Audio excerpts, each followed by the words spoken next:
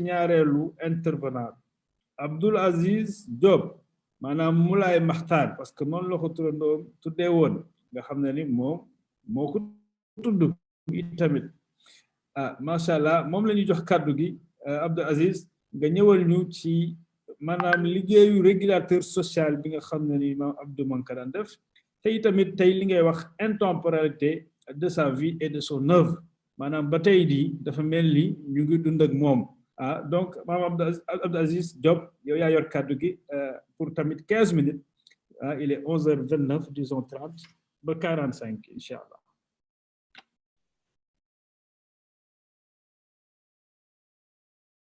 Abdou mun nga ubbi sa micro waaw te boo gënee mën a jege caméra bi tamit ñu gën laa waaw jërëjëf macha allah. jërëjëf Ilimane maa ngi yëkkati kaddu yu nuyoo kaddu ziar di ko jaarale na ci nga xam ni mooy responsable moralu association turandoo yi woote tey muy Serigne Habib Sy Dabakh ak rakkam Serigne Moulay Sy di nuyu sunu frère sunu Serigne sunu soppe Serigne Cheikh Tidiane Sy Al Amine waaye yëkkati yooyu yëpp nag di ko teg ak ziar jëwel ko xalif général di Tidiane sunu kilifa sunu waajur Serigne Babacar Sy Mansour ak rakkam Serigne Maodo Sy Dabakh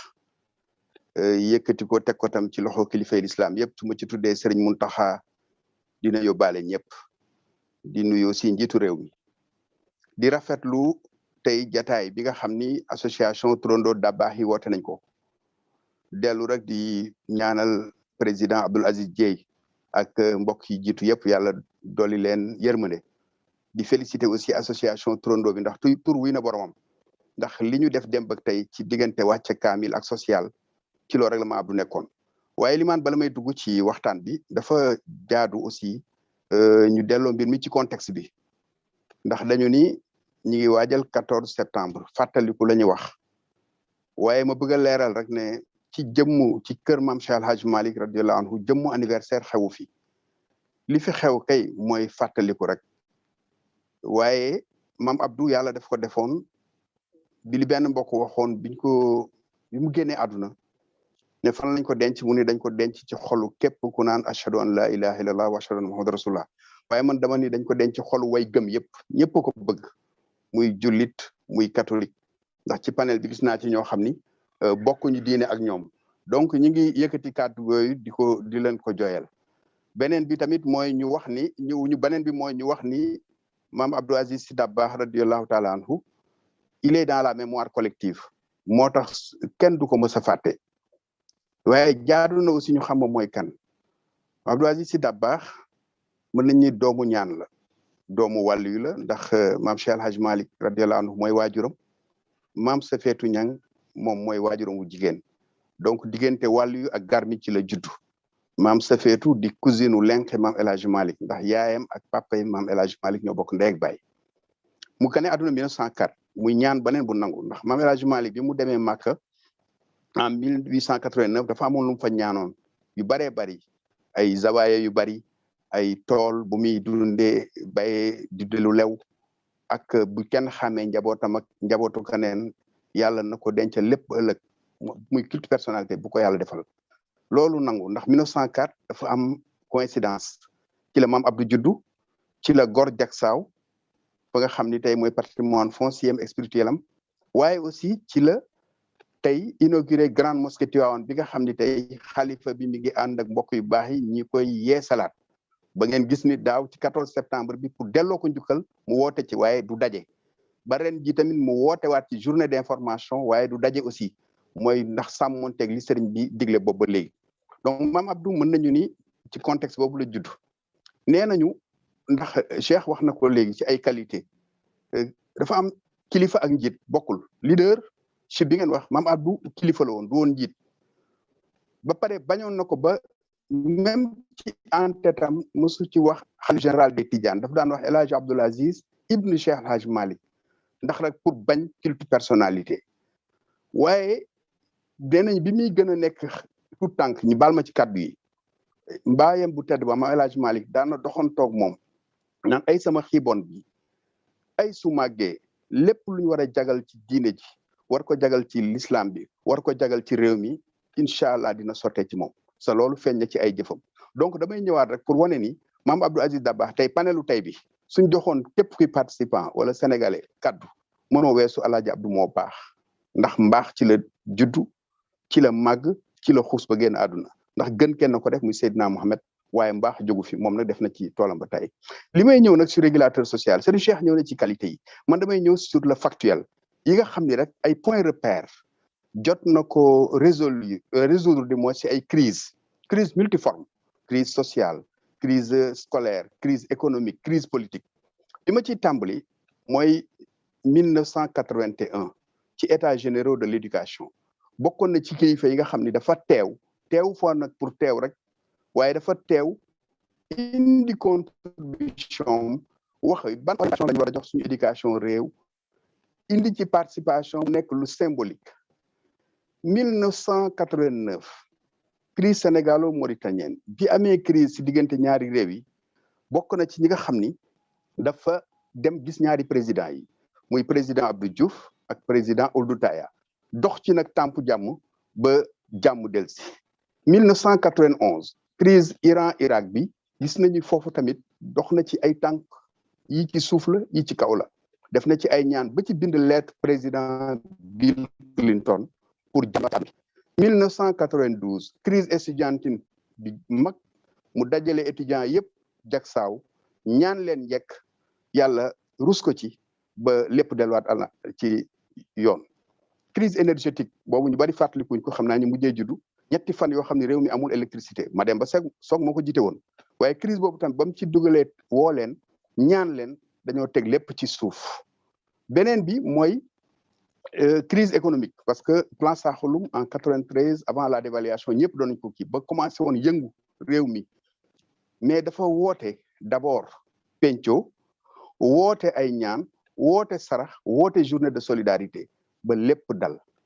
bi nga xam ni tamit mën nañ ko ci mujjee mooy li mu mujjee ñaan laata muy génn àdduna bokk na ci jàmm delsi ci Casamance mu bind lettre bàyyi ko donc xam nga ci dig-digal boobu lépp loo xam ni tey parce que dafa ñëw dans un contexte bu difficile ndax rappelé ni Mame Abdou Aziz 93 ans la dund waaye li Serigne Cheikh Thioro Mbacké waxoon ndax ki am cër mooy maye cër nee na sëñ Abdou lépp lu karaw gu weex gi jomboon wala rusoon lépp lu karaw gu weex gi rusoon karaw gu ñuul gi jomboon na lu ko ëpp ndax jomb ak rus c'est relatif lii moral la lii éthique la ça veut dire que Mame Abdou dafa judd rek amee masuliya amee responsabilité waaye ñu teel ko waajal ndax soo xoolee à 40 ans yi nga xam ni 40 ans yi nga xam ne yor na ko xilaafa gi ak ni mu ko jotee ndax 1957 ci la jot xilaafa gi boobu ci diggante bu metti ndax le 25 mars lundi 25 mars soppeem ba magam ba xaritam ba Serigne Babacar génn àdduna le 29 mars magam El Hadji Mansour topp ci condition yu metti yooyu mu jot ci xilaafa bi waaye fekk na jot nañ ko waajal baayam waajal na ko ay magam waajal nañ ko waaye rakkam ci nga xam ni tamit moo sasoon ci moom muy Mame Habib Sy Dabakh tey waajal na ko nga xam ni tey Mame Abdou donc mission bi mu amoon sur terre mooy mission bi nga xam ni c'est la continuité du modèle prophétique mission bi Yonent bi sallallahu alayhi wa sallam amoon doon ko continuer al ulama warasatu anbiya beneen bi tamit mooy Mame Abdou dimension citoyenne parce que li mu def yëpp dimension citoyenne la dimension humaine la dimension républicaine la parce que damay wax ni képp koo gis muy wax ci Mame Abdou wala Mame El Hadji Malick ak njabootam di wax ci ay miracle xamu leen ndax Mame El Hadji Malick daf ni képp kuy wane miracle ci nitu yàlla wala ngay tuddoo nitu yàlla dafa mel ni jigéen ju gis mbaax ñu jàpp ni nag tey moom Mame Abdou Aziz Sy Dabakh miracle am mooy lan lii borom xam-xam ni wax al istiqaama xayrun min alfi karama maanaam njub daal mooy exemplarité bi Serigne Cheikh wax sànq moo gën junni karama maanaam ay miracle donc Mame Abdou dafa teg tànkam ci njub mais li tax loolu lépp yàlla doon ko ci may ndam mooy benn bi mooy exemplarité bi mais beneen bi tamit yàlla moo ko doon jógloo yàlla moo ko doon waxloo lépp lu mu doon def aussi daf ko doon def au service de l'intérêt général donc ñu jàpp ni tey ñëw naa ci quelques points de repère ci loo xam ne jot na ko def mais c'est pas exhaustif loolu mooy li fës mais li fësul moo ëpp combien de fois maam Abdou nee na am na nit yàlla bu ma wax ne ma am na luy ñëw am na lu ñu gis nañu def ñaan nañu def sarax donc capacité d'anticipation boobu yàlla daf ko mayoon Ilimaan xam naa du ma guddal fi may terminer parce que deuxième point bi intemporalité lañ doon wax intemporalité bi nag tënk rek laa koy def parce que tënk bi mooy waxam ak jëfam tey lu tax jamono bu ñëw ça traverse des siècles ñëpp mën ci góojal comme bréviaire wala viatique ndax daf ko tegoon ci alxuraan teg ko ci sunna teg ko ci charia teg ko ci njub même su dul woon loolu sax daf ko teg ci le bon sens lépp lu mës a def mësul am dissonance ci yéeneem ci waxam ak jëfam dinaa indi nag au moins sur le plan interreligieux ou intra-religieux ñaari fee yoo xam ni bréviaire la aussi bi ñu jiitu mooy maam Serigne Fallou Mbacké radiyallahu anhu bi ñu waree inauguré grande mosquée bu Dakar en 1964 roi Hassan II daat koy bay Sénégal président Senghor kilifa la woon dafa concerté wu ak kilifa diine yëpp pour naka lañ ko war a jiite kan moo ko war a jiite bi ñu accès si maam Sëñ Fallou dafa leen jumaa ji murid du ko jiite tijaan du ko jiite xaadir du ko jiite baylaay du ko jiite kaneen du ko jiite ki koy jiite daal nitu yàlla lay doon borom xam-xam lay doon te gisuma ci ku ci génn El Hadji Abdoul Aziz Dabakh ñu bokk lépp muy suñu rak di borom xam-xam di nitu yàlla waaye tamit yore soxna Dakar di fa yeewoo donc charte imam yëpp daje ci moom waaye loolu aussi maam Abdou defaat ko benn ajjuma xëy rek dem Touba tey keroog moo noddal Serigne Abdoul Khadr Mbacké radiyallahu anhu dem na ba ci ni tey de ñi yàqkat yi dinañu ni Abdou Aziz dem na Touba noddal na Serigne Abdou Khadr moom mu jiite mu nekk ci ginnaaw waaye lu ci seen yoon wane ni ñoom ñoo bokk ëttu diine bi bokk maam maaram beneen bi mooy ci wàllu diine chrétienne monseigneur Jacques Sarr séeréer la woon maam Abdou di Tukulóor daf daan def su jaaree Thiès mujj dundam lu ëpp da koy indaaleel hadiye cadeau maanaam ay emplette lu nekk la ko ci defal ci ay xeetu teranga su ñëwee daal ni ah ana sama séeréer bi buuru Tukulóoram de mooy seet jaamu séeréeram ñu kaf dem ba ci wax nañ ma ne résidence Badamier bu monseigneur Thiandoum soo fa demee Fann résidence bi muy nekk ci Dindu posteeru maam Abdou moo fa nekkoon dafa lay woon ni maam Abdou était un trait d'union une interface entre les religions les ethnies les confréries maintenant pour te conclure li may conclure mooy intemporalité boobu waxam du fi jóg jëfam du fi jóg ba ci 23 juin dama juum 2011 bi réew mi demee ba lëndëm d'outre-tombe la ñu delloo ci kasetam ba ci député yi daal ni maam Abdou ci ñi leen delloo si ndax la wax naag député yi wax naag président yi wax naag njaboot gi wax naag ñëpp door a dem sa waxam yooyu nag mooy intemporalité bi parce que da ko tegoon ci alxuraan teg ko ci sunna fi may tëje mooy Cheikh wax na sànq ñaari kàddu yooyu laay wax benn bi daf daan wax nañu tàppe xol yi beneen bi mooy daf daan wax nañu fàtte ëmb yi jiital bato bi ëmb yi mooy parti politique yi ëmb yi mooy waaso yi ëmb yi mooy tarixa yi ëmb yi mooy ethnie yi ëmb yi mooy intérêt personnel ou individuel yi maintenant nañ jiital bato bi mooy intérêt général su ko jiitalee Sénégal sauvé ñëpp sauvé c'est yaakaar naa li ñu wax tey rupture de confiance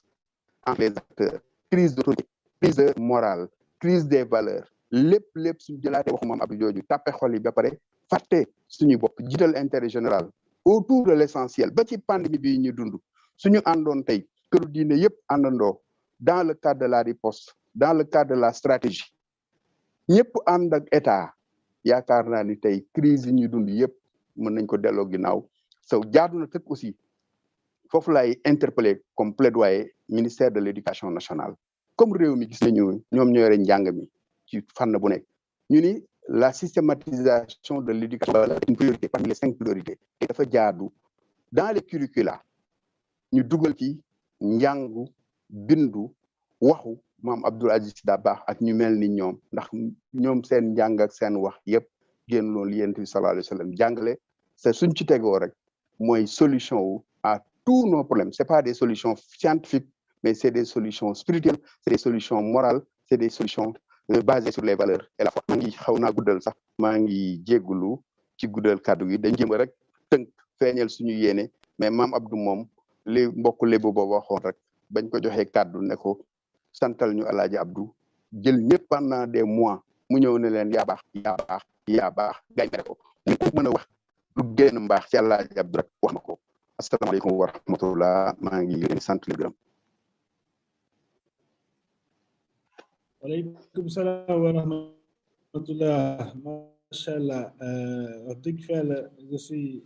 émerveillé parce que gars yi bu ñuy daaneel rek day tombé waxtu bi leen may jërëjëf Abdoul Aziz Diop